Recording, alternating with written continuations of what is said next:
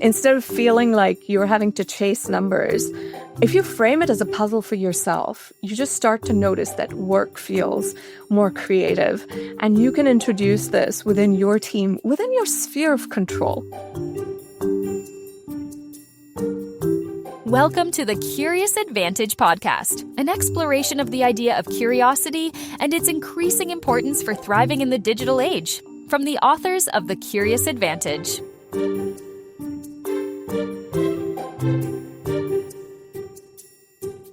Hello and welcome to this episode of the Curious Advantage podcast. My name is Simon Brown and today I'm here with my co-author Paul Ashcroft. Hi there. Unfortunately, Garrett can't be with us today. We're delighted though to be joined by Radhika Dutt. Hi, and thanks for having me. I'm excited to be here. It's a pleasure. So welcome to the Curious Advantage podcast. So Radhika is an advisor on product thinking to the Monetary Authority of Singapore, a speaker, consultant for organizations around the world. And in her work, she's seen how the pressure to hit numbers drains motivation, fuels performance theatre, burnout, and short-term thinking. And she's the author of Radical Product Thinking, and she's currently working on her next book, which is called Escaping the Performance Trap: Why Goals and Targets Backfire and What to Do Instead. So I'm looking forward to hearing much more about that in our conversation today. So maybe to kick us off, Radhika, so you work at the intersection of product thinking, leadership, and organizational change. So in all of that, I guess, how does curiosity shape the way that you approach that work? And maybe how has it influenced your ideas in either your previous book or looking forward to your upcoming book? Yeah, curiosity is just such a central part to everything that we do. You know, one thing that I've realized, and which is why I'm writing this next book, is when we have goals and targets, I've actually found that it stifles curiosity. Because what happens is when you set goals and targets or objectives and key results, OKRs, right? Whatever the name of this goal-setting methodology is, what happens is you're telling people, this is the problem and this is the solution, and therefore, if you do this, this marks success, right? And what we really need is space for figuring things out along the way, because in the course of the year, we're going to learn a lot. And it turns out, well, it's not quite, how we imagined it when we started out. That's the first thing. But the second thing is, even let's say you somehow had a crystal ball and you knew exactly what the problem and solution needed to be, etc. When you set goals and targets, the incentive you create for someone is to say, look, you set the target, I hit the target. Here are the fantastic results. And even if I'm not malicious in my intent, just subconsciously, it makes me pick and choose metrics that validate that, hey, this is all working so well, and look at these fantastic numbers. And what actually happens is I've swept those bad numbers under the rug. And this is where it atrophies that curiosity muscle, because we're not looking at those bad numbers with openness and curiosity and saying, I wonder what happened there, right? One example is in sales. You've seen salespeople where you lose a deal. How quickly are we ready to say, okay, moving on then to the next one, right? We don't stop and think, what happened there? Why did we lose that deal? Truly reflect and see what's happening. Does that resonate for you all? It does, and I guess it's the way that things have always been done, the way that organizations sort of organize ourselves. And when you position it like that, it does raise the question of, is it the right way? Is there a better way? And does it create the space for us to reflect back on what we're doing, on whether it's the right thing and whether how we're getting there is the right way to get there as well? So is there a better way that you've come up with through your research? I have, yes. And by the way, to your point, right? Like one of the issues was when I used to tell leaders, here are the side effects of goals, targets, and OKRs, that was exactly the reaction I would get, which is, okay, I see what you're saying. It makes sense, but it's the devil I know. Like, what do I do instead? And for a long time, I didn't have a good answer for that. In the last couple of years, I've been trying out this approach, which I call OHLs. So instead of OKRs, it's objectives, hypotheses, and learnings, OHLs. And it's a methodology for puzzle setting and puzzle solving. Because just think about the following two questions, right? And just sense your internal just reaction to these two questions. So the first question I'm going to ask you, what are your goals for this year? Right? The second question instead is, what puzzles would you like to solve for the business this year? Did you notice your own reaction and sort of how you felt differently about the two? Yeah, you're promoting a more creative, curious approach to that as a problem, right? Right, exactly. So the puzzle setting and puzzle solving approach basically means we look at either problems in the business or observations, and then we frame it as a puzzle for the team so that we can start to solve this, look at good and bad numbers, and we can experiment, learn, and adapt, right? The puzzle setting and puzzle solving doesn't mean that I'm creating a playground for my team and saying, okay, off you go play and come back when you're done. Instead, it's actually much more rigorous than with OKRs, because I expect really deep answers to the puzzle solving questions. So let's talk about what I mean by OHLs and this puzzle setting and puzzle solving. And I'm going to stick with the sales example because I think sales is actually the hardest to transform because our mindset is so entrenched in goals and targets. So instead of giving you a target alone, I would say the market expects us to hit X million by the end of this year. What I've observed is sales had grown over the last 3 years, but they've stalled in this last year. It's plateauing. What is going on? And there might be guiding questions to help us delve into this puzzle. And these are questions I genuinely don't know answers to. So it might be, maybe there are things that are fundamentally shifted in the market. Maybe our competitors are doing something that we haven't figured out how to respond to. Or maybe it's that we were really good at selling to the early adopters, but, we just don't know how to sell into the mass market, right? There may be a set of questions, and we're setting out to figure out, how do we solve this puzzle? And the summary is the objective. How do we hit X million in revenues while figuring out this puzzle of getting past this plateau and getting back to that growth trajectory? I love it. I really wonder if you've experimented with a company on this. Have you got a particular story of where a company was very much goal-based, objective-based, and have tried and experimented with OHLs, and what results have they seen? But maybe that's tied into what you're about to tell us. Yeah, and actually, maybe I'll tie in this example with the puzzle solving part. So the example I'm going to share is a company called Signal Ocean. So I've been working with them for a couple of years. And so when I was brought into the company, sales had stalled 2 years ago. And if we looked at even our numbers, we'd been tracking OKRs. The CEO had introduced OKRs into the company as a way of, being really rigorous about metrics and measurement, right? And I told the CEO kind of the side effect of what I was seeing, this lack of curiosity as a result. And there was this worry, like, I can't just give up on OKRs. That's how everyone else says they're making progress, right? And so what I did was I just introduced the OHL's approach to the product team. And I said, okay, regardless of OKRs, I want you to start solving puzzles. And there are 3 questions to puzzle solving. The first question is, how well did it work? This is where you state a hypothesis. If we try this experiment, then this is what I expect as an outcome because here's the connection. And I test leading and lagging indicators to see how well is it working. So that's the first question, and it's the left brain side. The second question is, what have you learned? So teams used to tell me, okay, there's our X number of weekly active users, time spent on this feature, the bounce rate, blah, blah, blah. And I would say, okay, let's stop there. You figure out, what are these numbers actually telling you? What are people actually doing? And tell me the story. Weave for me the narrative in terms of what's happening. So that starts the creative problem solving. And then the third question comes in, which is, based on how well it worked and what have you learned, what are you going to do next? Like, what would you try next, right? And that's this third piece of adaptation. So you've experimented, you're learning, and you're adapting. And so how did we apply this? So at Signal, so this is a data platform company in the maritime industry. And by the way, I've worked in so many industries, but this is by far the most complex industry I've ever worked in.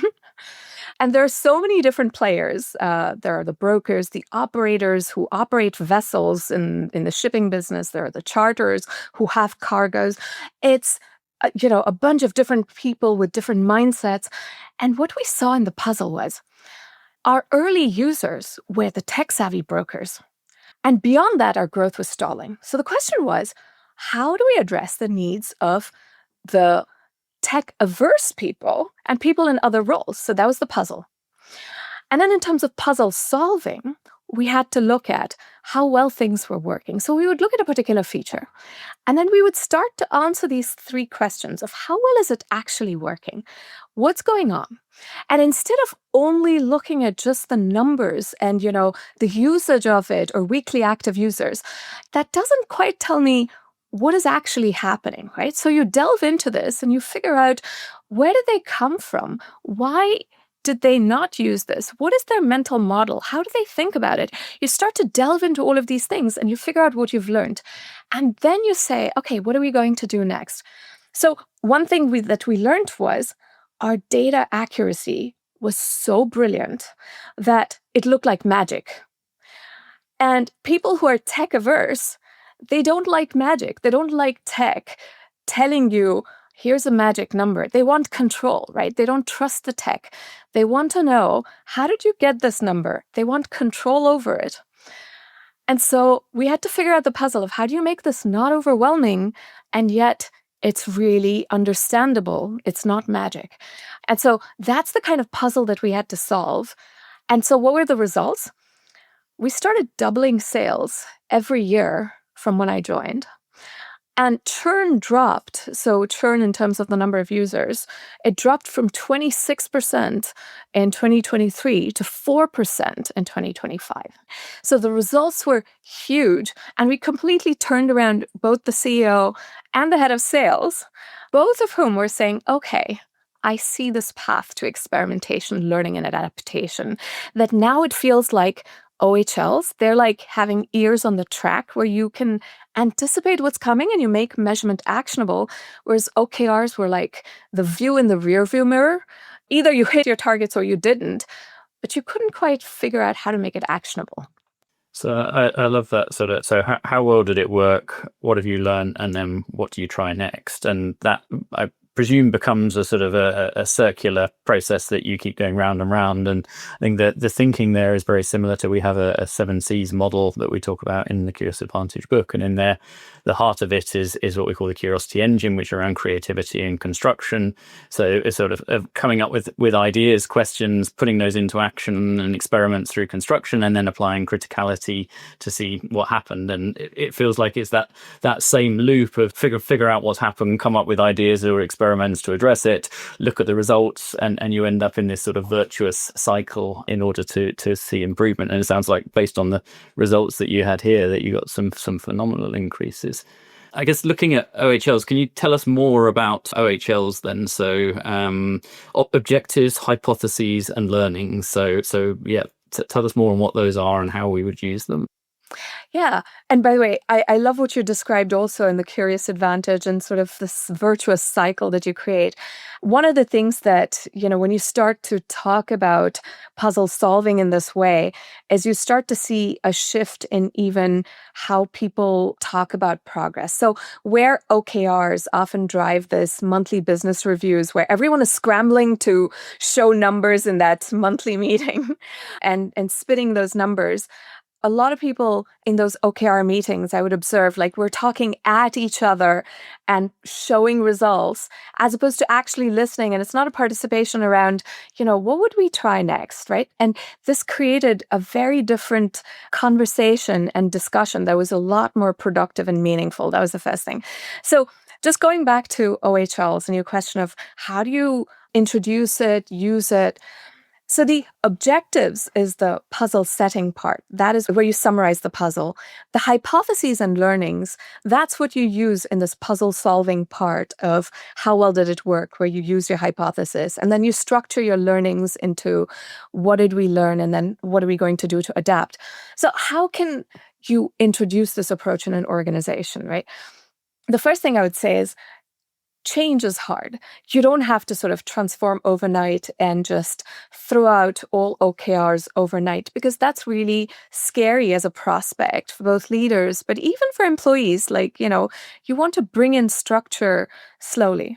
And so the idea is, if you're a leader, you can think about an initiative you've worked on, and you can present that to the team in this format of, how well did it work? What have we learned? And what are we going to do next? And you can look at both the good and the bad things in that initiative. And you can talk about it in this way so that you role model for the team being able to talk about both the good and the bad, the learnings and adaptation, right? So that's one thing.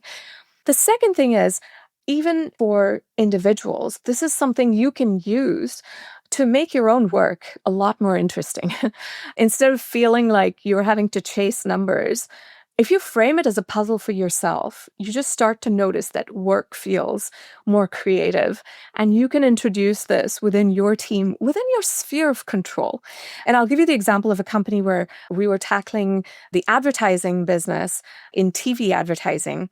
We had a management team where I felt like we didn't have clarity of vision at the management level, but that didn't stop me from having a clear vision for my team and then being able to use puzzle setting and puzzle solving with the product team that I had, right? And I didn't have direct reports at the time, but you can still use it within your sphere of influence. And in fact, it increases just how much influence you have. Radhika, I imagine if you were introducing this into an organization, there's, like with any, let's say, relatively new idea, you're going to get some pushback. And if I'm a sales director, or I'm a sales director listening to this podcast, and I'm thinking, okay, I'm interested, but my head of sales is basically demanding quarterly results, as are our shareholders, and I've got to bring my team along with me and now get them into puzzle solving rather than doing this. What are some of the things that leaders need to do to create the right conditions, both within their teams to do this, like the culture and the way they work, but also in managing upwards to those they're expecting results and numbers from at the moment? What's been your experience there? Yeah, I love this question, right? Because one of the concerns that I always see in the resistance is this fear that when I say we're doing puzzle setting and puzzle solving, it creates this feeling that we're not focusing on the numbers. Whereas the reality is you're doing a lot more in terms of numbers. So let me give you an example. I was working at a company called Avid, and Avid dominated the video editing industry. So we made video editors, and every Oscar movie was edited using Avid, right? And we continued to hit our sales targets. Our sales numbers were looking fantastic. Well, until you sort of peeled back and looked at what is really happening. So our low end was being eroded by Apple and Adobe, the mid-tier too. And so we were making the numbers by going further and further into the high end, right? And so this approach doesn't mean that I'm not looking at numbers or that I don't care about business outcomes. So when I look at OHLs, I very much do want to see business outcomes. And I want to see them in the context of, here is what the market is expecting us to hit. Here is how sales numbers looked last year. What is happening within all of our different tiers? And one thing that we should have done as a company was honestly to look at our video editing business and put a do not resuscitate order on it rather than, keep trying to salvage that, right? Like we kept investing in the video editing business, whereas our broadcast business was growing. That was the space that we needed to invest more in. So my point is, we should have looked at the numbers and said, okay, this isn't working. Our business is getting commoditized. By all means, you know what? Let's cannibalize our own business. What do we do instead in the movie business, right? That's kind of how we have to look at it. So with OHLs, we do look at numbers. We look at a lot of different numbers, not just the few OKRs that we set. what we do is we look at the depth of those numbers, and depth meaning like we look at what those numbers are actually teaching us about the market, about the customer, about what's actually happening, the good and the bad numbers. We weave a story and tell the story, share that amongst ourselves so that collaboratively we can problem solve and say, what are we going to do instead? So that's really the mental shift. It's not about sort of downplaying business results at all.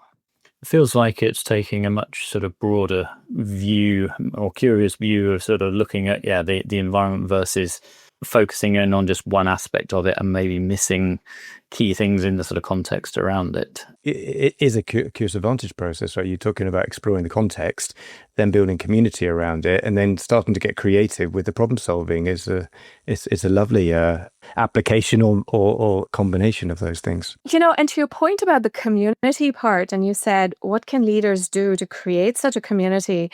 One big piece of it is have deep discussions. Don't shoot the messenger. You want people to tell you what's not working. Very often you hear leaders say, don't just come to me with problems, come to me with solutions. One example of what happened at NASA was a disaster because they expected people to come to them with solutions. What if you don't have a solution? Does that mean you don't raise the problem? What you want instead is to have people come to you saying, how well did it work? Well, this part, it worked well. This other part, we're learning it didn't work. What did we learn? Here's what we learned. I am not 100% sure what we do next. Here's one thing maybe we could do, but I don't fully know if this is the right approach. As a leader, you could use this opportunity to say, what you're planning on doing as a next step here, that carries a huge risk of failure. I'm all about, failing and learning, but maybe this is too big of a failure that you're risking. Here's maybe how you can take a smaller risk and try this instead, right? You can negotiate what is the right level of failure that you'd be willing to tolerate.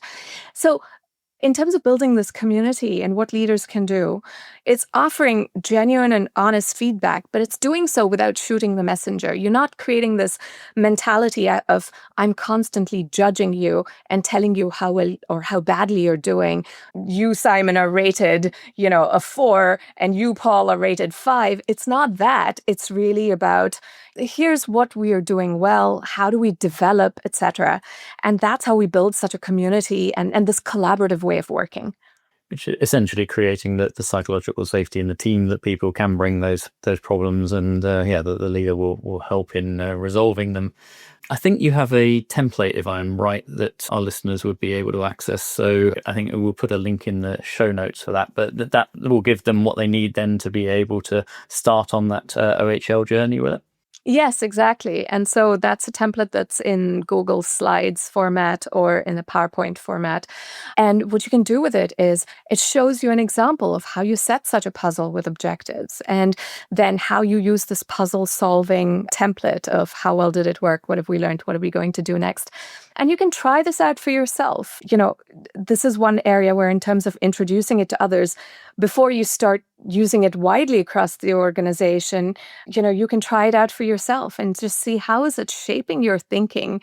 And then, as you build a little bit of comfort with it, you can start to use it with others and encourage others to use it.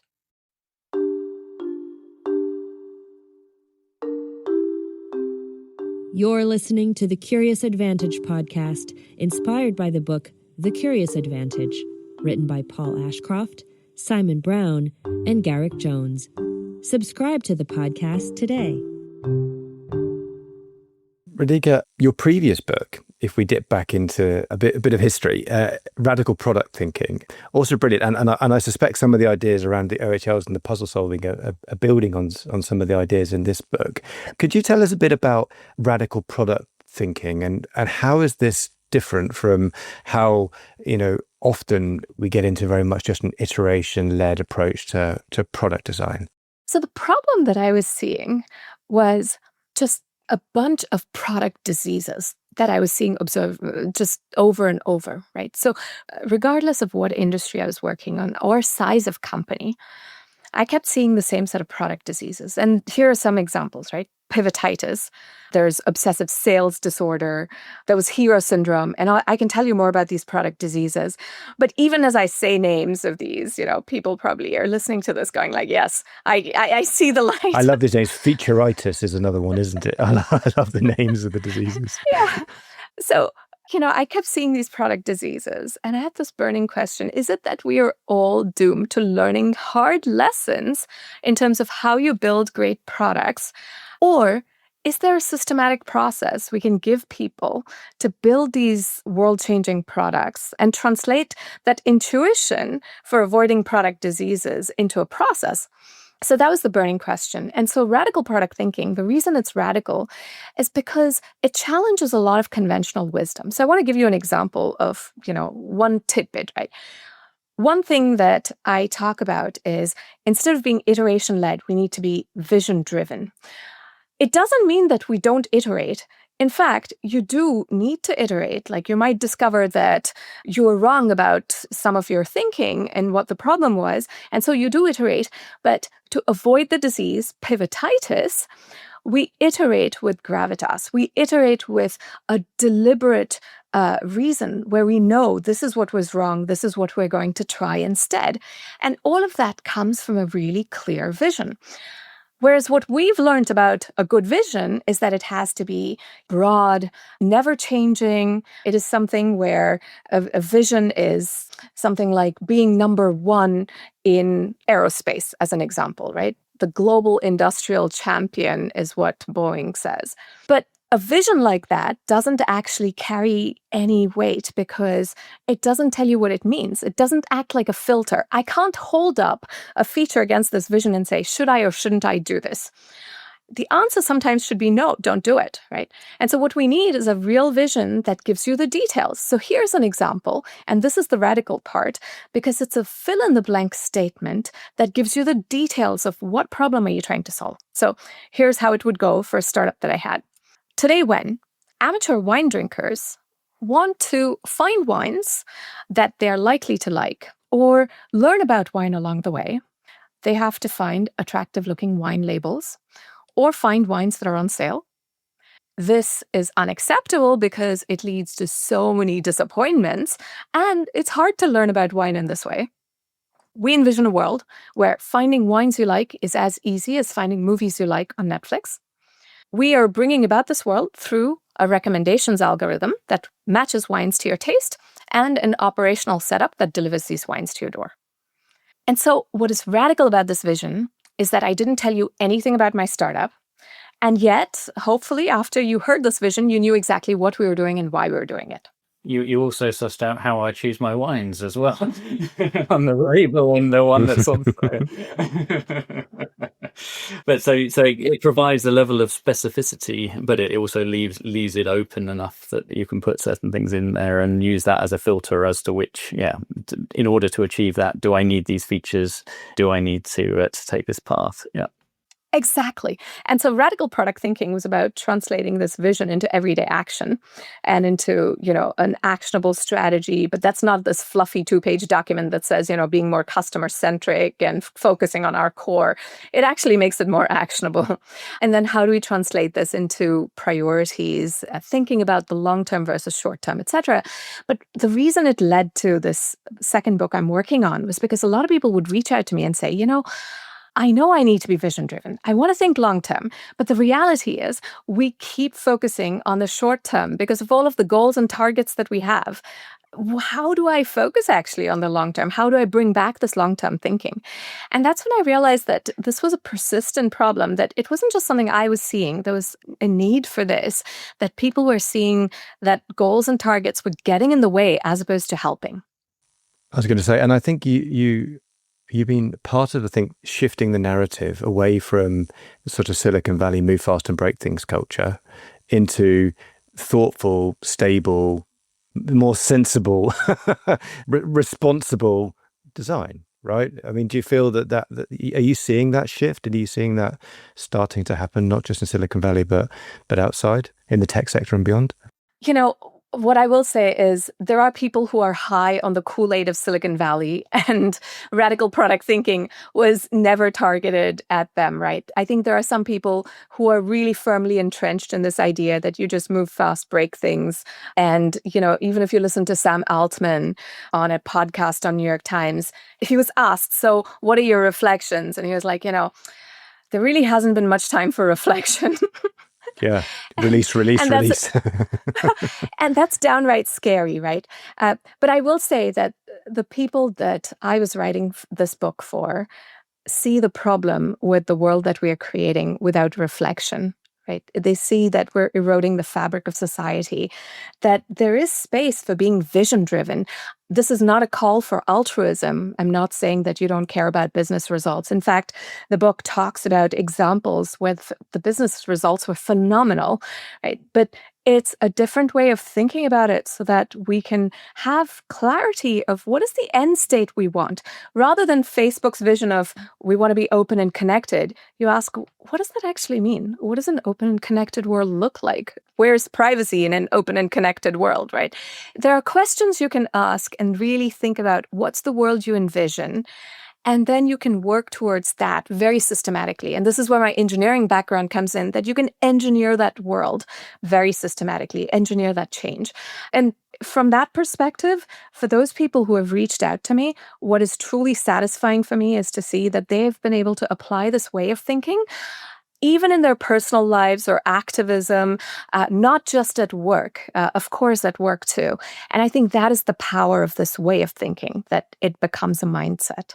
So if we look at pivotitis, and the solution to pivotitis, or the cure for pivotitis, is this be vision driven and then iterate with gravitas. I guess firstly, maybe your first question of what does iterating with gravitas look like? So you gave the example of that vision statement, but yeah, how would I then iterate that with gravitas? Yeah. I love this question. So let's talk about my example of pivotitis. First of all, I was working at a startup. I was head of marketing. We wanted to be the next Visa of the world. But, that turned out to be really complicated because we had to acquire consumers and businesses. And so we said, you know what, we're going to become a loyalty solutions provider for businesses. And then we pivoted from there because we said, oh, that's a really crowded market. So we became a credit solutions provider for businesses. And in all of this pivoting from one thing to the next, as head of marketing, I didn't even know what I was asking people to sign up for anymore, right? And so that is pivotitis, when there's such a whiplash that you don't even know what exactly you're doing right now anymore, right? And so how do you avoid this? Because I'm not saying that you don't pivot. When you pivot, when you have such a detailed vision statement, your vision statement doesn't have to be stuck on that forever. If you're an early stage startup, you might discover that the answer to this first question of whose world you're changing might have been wrong. Maybe it's that you discover, oh, the problem is actually different from what you thought. As you did user research, turns out they buy wines in a different way. And so as you actually learn more, you would go back to your team and you say, you know what, we were wrong about this particular element of our vision. Here is what we've learned and what we're going to do instead. And therefore, this is our pivot and what we're going to try. That is pivoting with gravitas. And the reason you need to pivot with gravitas is because no matter how much funding you have 2 to 3 pivots before you're out of money or momentum. Even in a large business, you run out of momentum. And so taking this approach, it reminds you of very similar questions to the puzzle solving. Even in the vision, you look at it and you say, how well is this working? What have we learned? What are we going to do next instead? So it's fine to pivot, but we do it in a very conscious way, recognizing there's only 2 or 3 pivots there, and we do it based on what we've learned, what maybe we got wrong along the way, and then very deliberately pivot. If we look at some of the other ones, so you had then obsessive sales disorder, hero syndrome, and featureitis. So what are the cures for some of those? Yeah. Hero syndrome, that was the first product disease I had caught when I started out. We had started a company, we had raised funding. Hero syndrome is where our vision was revolutionizing wireless. Looking back 25 years ago, I still don't know what this revolutionizing wireless meant. we were all about growing big and scaling without knowing what problem are we solving, right? So you have to go back to what is a detailed vision for what problem are you solving and what is the end state you want to bring about. Obsessive sales disorder. Oh, this is my favorite disease probably because I have contributed to this myself. And it happens when your salesperson has a glimmer in their eye and they go like, if you just add this one custom feature, we can win this mega deal. And it sounds mostly harmless. So you say, yes, let's do it. And that's how very soon you end up accumulating a ton of what I call vision debt. And this is where you keep detouring from your vision to instead get short-term gains. And so the solution to that is thinking about long-term versus short-term. So think about vision versus survival on this 2x2 of X and a Y axis. So things that are good for vision and survival, they're easy decisions, but you can't always just stay in easy decisions. Sometimes you have to invest in the vision. That's stuff that is good for the vision, but it's not good for your short-term sales, let's say, right? And so you're investing in the vision if you're doing things like user research or fixing technical debt. And the opposite of that is when you're doing vision debt things. This is where it's good for short-term, like taking on this custom feature so you can win this mega deal, but it's bad for your long-term vision. And obsessive sales disorder happens if you're not keeping track of vision debt and you just start to pile on lots and lots of vision debt. Radhika, if I love this, and what makes me think of is if I can connect it to, say, overeating or not exercising, that I kind of know that there are certain diseases that might happen to me, and I really should avoid pivotitis, and I really should avoid featureitis. And I'm sure no company starts out or even intends to continue to do this. They just end up falling into that. I don't intend to stop exercising and making myself fat, right? It just happens. What practically should leaders or companies or teams do to, say, spot this starting to happen or make sure they're paying attention to it on an ongoing basis? It's really about being more deliberate and intentional, right? So let's look at obsessive sales disorder. When you have a visual representation of how are you balancing easy decisions versus how often are you investing in the vision versus taking on vision debt. Just having such a visual representation is so incredibly helpful to see how you're balancing the long-term versus short-term, right? The other thing it does is it brings your vision back into focus in everyday decisions. You're exactly right that we don't mean to veer off course. It just sort of happens because we write vision statements and then we file them away for posterity. And instead, this vision versus survival 2x2, it starts to bring your vision into focus when you're making everyday decisions, whether it's planning a sprint, whether it's looking at sales opportunities or strategic initiatives at an executive level. I look at vision versus survival and I start to balance long-term versus short-term, right? It brings vision back into focus.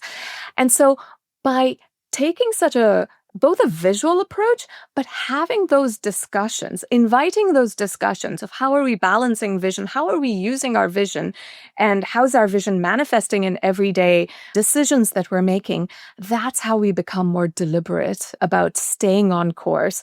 And you know what? The reality is, sometimes we do take on vision debt. You say, I need to take on vision debt because I need to make this quarter, but we acknowledge it's vision debt. You're not telling the team, I don't care about my vision. You're in fact saying this is vision debt, and you make a plan for how do you invest in the vision. So based on that, we're allowed 2, maybe 3 pivots. Let me use one of our pivots and take us into your thoughts on curiosity. So it sounds like it features prominently in the methods, but keen to hear, how do you define curiosity? What do you see as curiosity? To me, curiosity is asking with openness. It's asking genuine questions with openness because you're interested and want to know. And I guess the one reason I use the word openness is because very often people want to ask questions, but they have a hypothesis in mind already. And it's almost like you're already going to bias what you're going to figure out from those questions because you have this innate desire to validate your hypothesis. So curiosity is being aware of that and asking with genuine openness and build your hypothesis afterwards. I really like that. Radhika, I'm also curious about what are you personally, maybe even outside of work, what are you personally curious about at the moment in this slightly crazy world that we're living in? Probably could do with some radical product thinking at the moment. What are you curious about? I'll share my own reflections that I've been thinking a lot about is, my own upbringing and how it shapes me. I think there's so much that I'm working on unpacking, in my 40s now. I've lived in different countries. I lived in India till I was 12, moved to South Africa just as the apartheid laws were being abolished, lived there through the democratic elections in 1994, then moved to the US for undergrad. Even my upbringing before then, I've never lived in the same place where my mother tongue was the same as the regional language. So I've never lived in a place where I've actually belonged, let's say, which is fascinating in terms of how it shapes your identity and so on. So a lot of my curiosity at the moment in my 40s is about how has my upbringing and experiences, how have they shaped who I am today? And how is it coming forth in whatever I'm doing? And then maybe why do you think we need to remain curious? So why do you think it's so important? Oh my gosh, it's the essence of life, isn't it? To me, it really is. Like, that is what makes life enriching. If we aren't curious, we don't learn. Learning can never be forced on us. It only happens because we're curious. And so, yeah, to me, the essence of life is learning and figuring things out. And it's the foundation of all of that is curiosity. So in a moment, I'll come back to you for sort of one thing to leave our listeners with, that maybe to summarize the conversation so far. So we dived into how goals and targets stifle curiosity, that we need to create the space for people to figure things out. And go broader, that it's not a malicious thing to stifle curiosity, but actually it can lead to people sweeping numbers under the carpet or not being transparent around what things are doing. And then offered up an alternative, objectives, hypotheses and learning, OHLs, and framed it in this sort of puzzle setting and puzzle solving, which I think makes it a whole lot more fun, if nothing else as well. It feels much more positive that I'm going into puzzle setting and puzzle solving versus delivering on goals. And then some examples of what that can do, and it's great to see the sales examples. Then you went into some of the questions. So how well did it work? What have I learnt? And then what do I try next? And that sort of virtuous circle that we can get from asking those three questions over and over. And then, looked into why change can be hard, how leaders can introduce this and make that a little bit easier in terms of some of the things that a leader can do by introducing this in a more gradual way rather than just a straight shift into a new way of doing things, and sort of using that puzzle language around how to do it. You have a template, and we'll put the template into the show notes so that people can download that and use that if they want to get started as well. And then dived into your book, Radical Product Thinking, and we heard about the product diseases of pivotitis, obsessive sales disorder, hero syndrome, and featureitis, and some of the things that we can do to manage through those or cure those around vision-driven and iterating with gravitas, which I love. And great to see some of the examples from the startups that you've been involved in as well around that, and the ability to still pivot as a startup, but maybe there's 2 or 3 pivots and need to maybe sometimes admit we were wrong there, look at what we've learned, and then what do we do instead. We dived a little bit into the hero syndrome, about growing big and scaling, and without how organizations can do that without actually knowing what the problem is they're trying to solve, or obsessive sales disorder, where there's this ton of vision debt where you go for short-term gains in what your salespeople tell you, and you compromise that long-term vision. And I like that sort of vision and survival sort of 4-box model of are we playing in the right spot on that model. the need to be more deliberate, more intentional, and bring that vision and survival thinking. And then dive into defining curiosity, that importance of genuine openness, how you're curious about your own upbringing and how that's shaped you. And then I love that conclusion of, why be curious? Because it's the essence of life. It's how we learn, it's how we figure stuff out. So a huge amount we covered there, Radhika. What would be one thing from all of that you'd leave our listeners with? Wow, that really was a lot that we covered. I won't cover any more material. Maybe I'll just summarize it. You can download the OHLs toolkit, try it out. Feel free to reach out to me on LinkedIn. I always love to hear from people and how they're creating change. If you share a case study with me on how you're using OHLs in your own experiences, it might just make it into the next book that I'm working on, which will come out sometime towards the end of 2026 or early 2027. I'm still working on it. Fantastic. So if you want to feature in the book, then do share your case studies directly with Radhika through LinkedIn. Thanks so much for joining us, Radhika. Thanks so much for having me. This was such a fun conversation. This series is about how individuals and organizations use the power of curiosity to drive success in their lives and businesses, especially in the context of our new digital reality. So it brings to life the latest understanding from neuroscience, anthropology, history, business, and behaviorism about curiosity, and it makes this useful for everyone. You've been listening to a Curious Advantage podcast. We're curious to hear from you. If you think there's something valuable or useful from this conversation, please do leave a review for the podcast on your preferred channel. Give us 5 stars and say this was so and what you've learned from it. And we always appreciate hearing our listeners' thoughts and having a curious conversation, so use the hashtag #CuriousAdvantage. The Curious Advantage book is available on Amazon worldwide. Order your physical, digital or audio book copy now to further explore our 7 C's model for how you can be more curious. Subscribe today and keep exploring curiously. See you next time. Thank you for listening to the Curious Advantage podcast. The Curious Advantage book is now available to purchase on Amazon. Stay tuned for the next episode and keep exploring curiously. This podcast is produced by Jessica Wickham.